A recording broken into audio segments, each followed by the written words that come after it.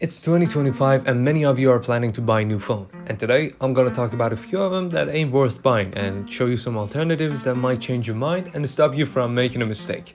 This is ByteForge and let's get to the video.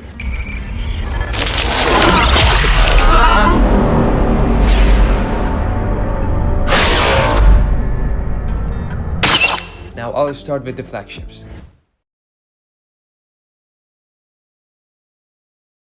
The first company that I want to start with is Samsung. Honestly, the oldest Samsung phone that you can get, which is a flagship, is the Galaxy S23 Ultra. While the S25 series are gonna launch in just a few days, the S23 Ultra is almost a couple years old, so it's not a good idea to go look for an older phone. Now, while it's a couple of years old, this phone is incredible. It's a stunning display, gorgeous design, nice battery and a 200 megapixel camera. You cannot go wrong with it. If you want to use one which is clean and unlocked for like $500, I'd say go for it. Heck, I even say the S24 Ultra is outdated now because the S25 is about to launch, like I said. But if you still insist on buying the S24 Ultra, just wait a few days so the price will drop and you can grab it cheaper. Now moving on to iPhones. If you're willing to buy an iPhone older than the iPhone 15, just get the Pro or the Pro Max. Don't get the Mini, don't get the Plus. At least get the iPhone 13 Pro because it has everything that you'd want from a Pro iPhone. A ProMotion display, an amazing camera with a 3x telephoto so you can take crazy portrait shots,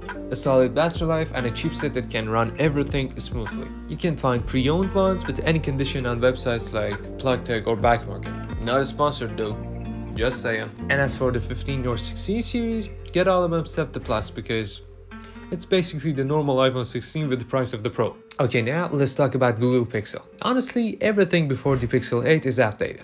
The Pixel 7 is decent, but the Pixel 8 is way better. In terms of the display, which is brighter, the camera, which is sharper, it got a 50 megapixel shooter, which can take pictures beautifully, and the AI, which is now. As for the OnePlus, I can say anything before the OnePlus 11 is outdated. Even the OnePlus 11 is outdated itself because the OnePlus 13 just launched a week ago. So the OnePlus 12 is much better, but this is Snapdragon 8 Gen 3 which is capable of doing everything with ease, even the heaviest stuff, unlike the Pixel of course. A display which is crazy bright with 4500 nits of brightness. You know how high it is?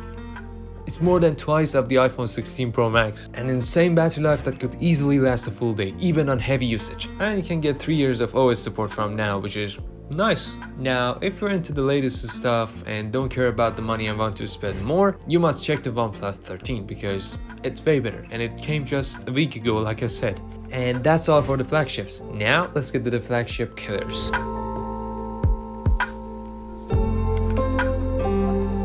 Okay, now as for the flagship killers, I'm gonna talk about Samsung first. We got two flagship killers from Samsung, the S23 FE and the S24 FE. Well, to be honest, the S23 FE is a piece of shit. Okay, we're back, finally, after 2 hours. Jesus. Now, where was I? Yeah, the Galaxy S23 FE got a terrible battery, the display isn't that bright and it has huge and thick bezels, the processor isn't that great and cannot handle certain tasks, and it overheats so much. Now on the other hand, the S24 FE is way better. It's bigger now, it comes around 6.7 inches, which is the same size as the Galaxy S24 Plus, and it has the same processor as well. Now bigger chassis means that we got bigger battery as well. Finally.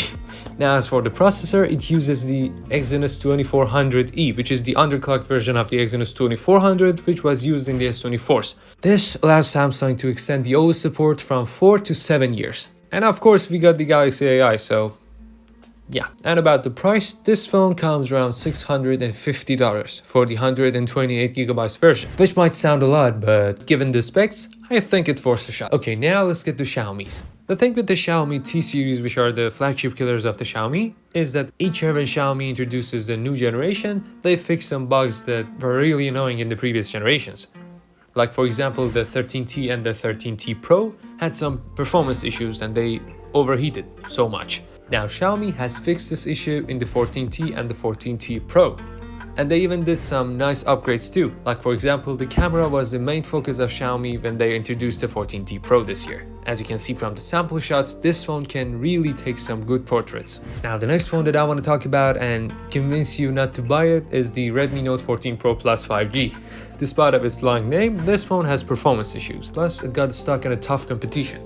Now you might be wondering, what should you do and what should you buy instead of this thing? You should go for the Poco X7 Pro. Honestly, this phone is way better and it got a crazy display. It got 3200 nits of brightness, which is mind-blowing considering the fact that it's a flagship killer and it's not that much expensive. This thing uses the same processor as the Xiaomi 14T Pro, the MediaTek Dimensity 8400 Ultra. Now for Apple, we don't have that much of an option.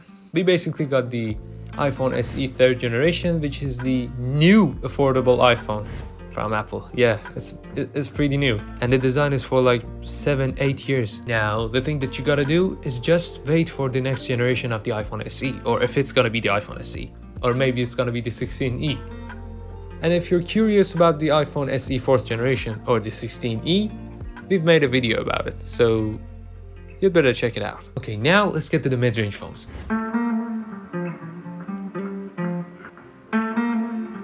We got a bunch of companies that I'm gonna talk about, of course. The first company that I want to talk about is Samsung.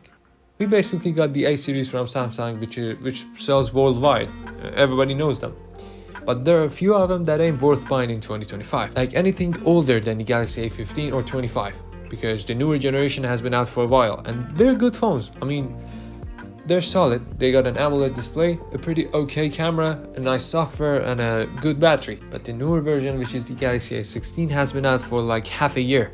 And this thing is very well made that Samsung said that they're gonna support it for like 6 years. And a little bit higher in terms of the price, I've seen people still buying the Galaxy A54. I mean, we got the A35, which is basically the same shit but newer. And it's less expensive too. But or even better, you can get the Galaxy A55, which is a little bit more expensive of course, but it has a better camera, a better display, and the frame is metal too, so it feels more premium when you hold it in hand. Now as for Xiaomi's, the thing is that Xiaomi doesn't really support their mid-range devices that much. I mean, the longest support that I've ever seen on a Xiaomi mid-range phone was like 3 years, so you gotta consider that and always try to stick to the newer generation. That's why I think that you should skip the Redmi Note 13 series, because the Redmi Note 14 series are way better in terms of the design, the battery, the camera, the display and everything. And since it's a newer generation, the software and the hardware is way more optimized. Not the 14 Pro Plus though, because that thing is a mess. Now for Pocos, I've seen people still buying the Poco X5 and the 5 Pro in 2024, but yeah, they're good phones. But we got the Poco X6 series and now we got the Poco X7 series, which are way better than the previous generation. You can get the Poco X7. It's even better than the X6 Pro. The new base model is better than the previous Pro model. Why? Because it got the Poco X6 Pro's processor. The Dimensity 7300 Ultra, I guess. It's something else. And for nothing, the company nothing. Don't get the Nothing Phone 2a Plus. It's just a little bit better than the Nothing Phone 2a. The processor is like 5% better and faster. And the front-facing camera is now 50 instead of the 32. That's it. Trust me. Just get the regular 2a. Don't waste your money. And that's it. Thank you for watching this video. And if you did, please consider subscribing to the channel. I gotta pay for college, so I need your help here. And don't forget to ring the bell so you wouldn't miss the new content. And of course, drop a like and drop your nice comments and I will answer to all of them. This is Whiteforge and see you in the next one.